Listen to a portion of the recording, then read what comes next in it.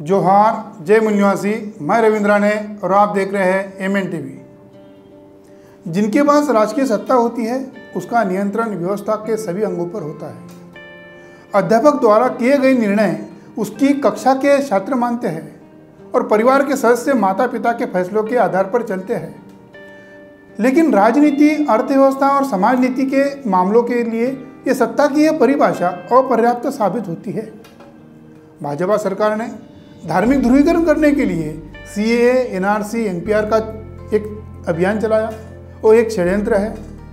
पूंजीवादी व्यवस्था को फायदा हो इसलिए कृषि सुधार कानून लाया, यानी अल्पसंख्यक समुदाय के फायदे के लिए बहुसंख्यक समुदाय पर अपना मत थोपने के लिए ये सारे षड्यंत्र चल रहे हैं। स्टीवन ल्यूक्स ने सत्ता के लिए 3 आयामों की चर्चा की है, उनके पहलुओं को समेटने की कोशिश की है।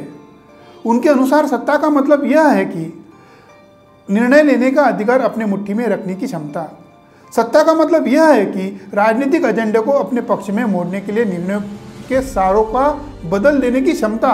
और सत्ता का मतलब यह है कि लोगों की समझ और प्राथमिकता के खेलते हुए उनके विचारों को अपने हिसाब से नियंत्रित करने की क्षमता। मार्क्सवादी विद्वान मानते हैं कि वर्गों में बटे हुए समाज जैसे पूंजीवादी समाज, शासक वर्ग का उत्पादन के साधनों पर कब्जा होता है और वह मजदूर वर्ग पर अपनी सत्ता थोपते हैं। पूंजीवाद जो है, ये जो वर्ग की सत्ता है, ये सत्ता केवल विचारधारात्मक बल्कि आर्थिक और राजनीतिक भी होती है। भारत में मार्क्सवाद सफल न होने का कारण यहाँ पे वर्गवाद के पहले वर्णवाद का सिद्धांत भारतीय समाज को प्रभावित करते आया है। यह वर्णवाद की सत्ता भारत में सामाजिक, आर्थिक, धार्मिक और राजकीय व्यवस्था पर प्रभावित करते आया है। 19 फरवरी को छत्रपति शिवाजी महाराज का जन्मदिन पूरे देश में मनाया गया। उसी दिन RSS के भूतपूर्व सरसंघचालक महादेव सदाशिव पाध्ये यानी गोलवलकर गुरुजी, इनका जन्मदिन महान विचारक, असाधारण नेता और विद्वान कहकर सांस्कृतिक मंत्रालय ने ऑफिशियल ट्विटर से ट्वीट किया।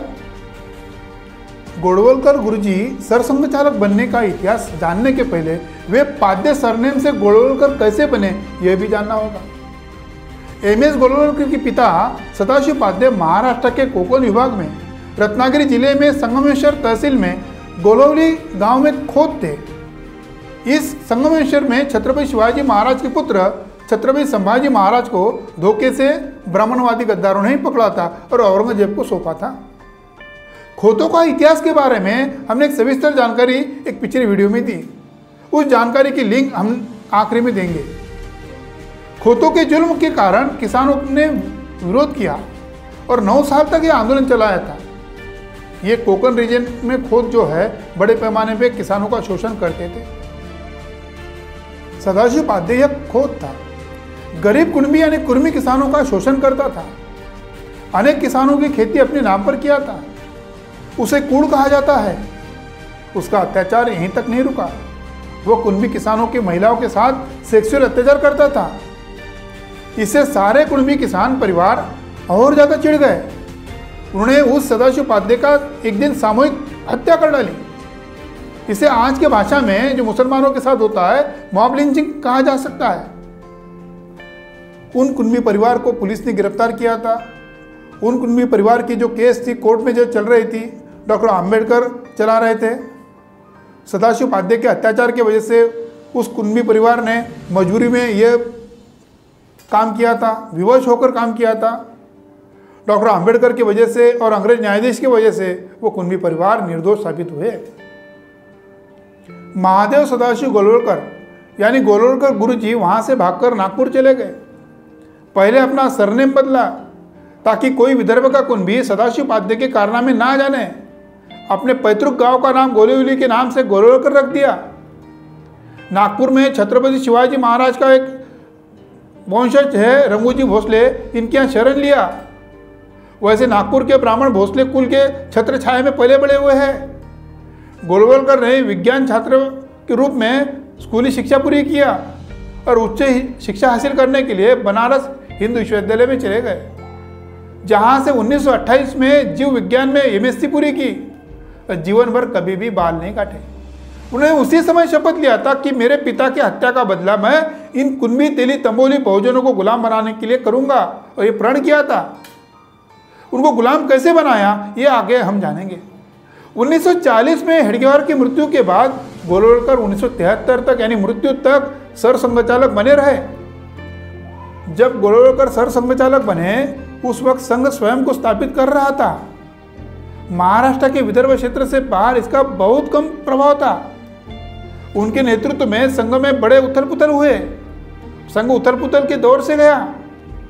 विभाजन की हिंसा में उनकी भूमिका सवालिया थी।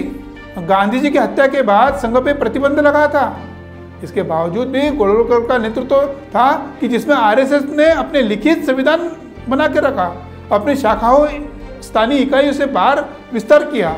उनके नेतृत्व में संघ में बड़े संगठन तैयार हो गए, ऑफशीट विंग तैयार हो गई। राजनीति के लिए जनसंघ, छात्राओं के लिए अखिल भारतीय विद्यार्थी परिषद, ब्राह्मण धर्म के लिए विश्व हिंदू परिषद, कट्टर ब्राह्मण धर्म समर्थक बजरंग दल, औद्योगिक मजदूरों के लिए भारतीय मजदूर संगठन तैयार बने, ताकि बहुजन समाज को गुलाम बनाने के अलग अलग हथकंडे आजमाए जाए। संगठन कोई भी हो, उसके लिए नेतृत्व विचारधारा होनी जरूरी होती है। इसे मार्क्सवादी संगठन के लिए कार्ल मार्क्स ने दास कैपिटल कम्युनिस्ट मैनिफेस्टो दिया। वो कम्युनिस्ट का सामाजिक और राजकीय चिंतन करने वाला ग्रंथ है।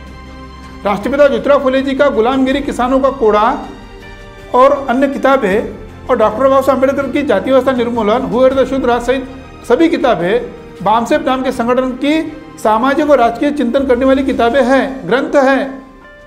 उसी प्रकार आरएसएस के अल्पजन ब्राह्मण बहुसंख्यक बहुजन पर राज कैसे करे, उनको गुलामी कैसे बनाएंगे, इसलिए संडास से भागे हुए रिहाई की अनेक बार अंग्रेजों को माफी मांगने वाले विनायक दामोदर सावरकर की हिंदुत्व हिंदू कौन है और गोलवलकर गुरुजी ने बंच ऑफ थॉट तो बहुजनों को गुलाम बनाने का संविधान बनाया था।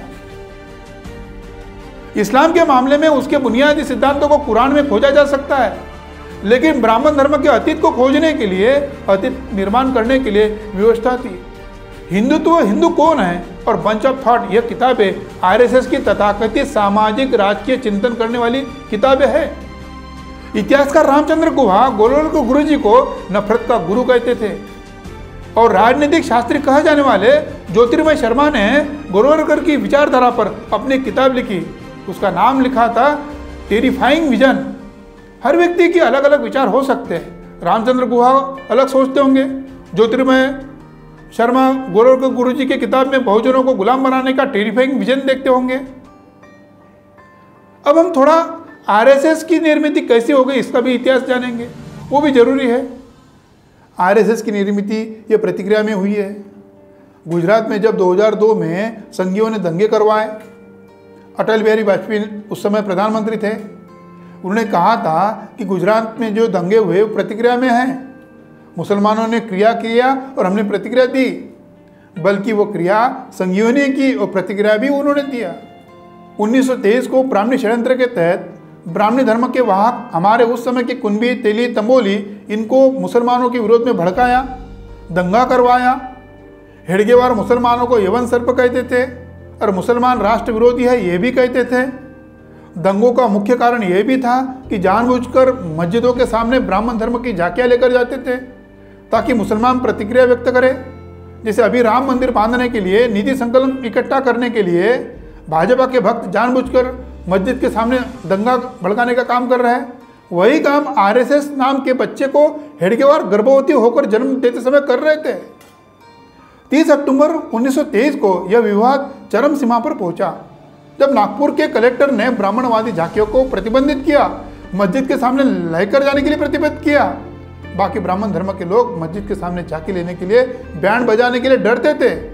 हेडगेवार मस्जिद के सामने जाकर बाकी ब्राह्मणी गुलामों को मुसलमानों के विरोध में ललकार देते ताकि बाकी ब्राह्मण धर्म के यही गुलाम, पिछड़े, अछूत, आदिवासी समुदाय के लोग मुसलमानों के विरोध में खड़े हो जाए।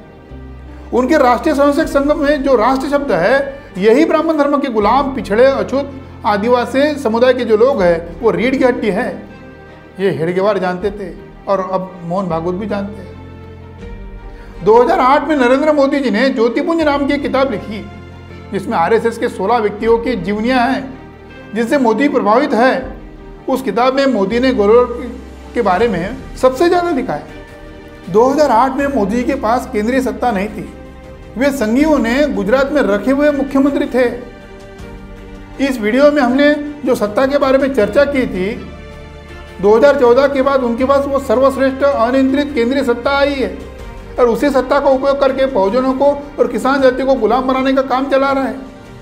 उनके खिलाफ हर कोई आवाज़ उठाता है, वो किसान नेता, वो सिंघू बॉर्डर पर हो, दिल्ली पर हो, उनको जेल में रखा जा रहा है। कोई दीक्षा रवि नाम की लड़की, उसको जेल में रखा जा रहा है। कल यवतमाल महाराष्ट्र में जो किसानों ने एक आंदोलन किया, उनको भी जेल में डाल दिया है। मोदी जी को अब वही बंच ऑफ थॉट याद कर रहा है, क्योंकि उनके लिए गोलवलकर गुरु जी की किताब संविधान है। प्रहलाद पटेल जैसे लोधी ओबीसी के हाथ में सांस्कृतिक मंत्रालय का झुंझुना हाथ में दे दिया, ताकि चंद्रकांता सीरियल की जो किलविश का जैसा ब्राह्मणी अंधेरा है वो कायम रहे और वो भी पिछड़े के हाथ से काम करे। ब्राह्मणी व्यवस्था सर्वोपरि स्थापित हो जाए। अपनी सत्ता निर्माण करने वाले ब्राह्मणी व्यवस्था के संविधान निर्माता गोलवलकर गुरु जी के जन्म के दिन पर जो ट्वीट किया, श्रद्धांजलि अर्पित किया, तो अर्पित नहीं करेंगे तो क्या करेंगे? उन्हें महान विचारक, विद्वान, असाधारण नेता भी बनाएंगे। नहीं तो क्या आपके बहुजनों के मसीहा राष्ट्रपिता ज्योतिराव फुले जी और भारत के संविधान के निर्माता, इनको महान विचारक, विद्वान कहेंगे, असाधारण नेता भी कहेंगे? धन्यवाद।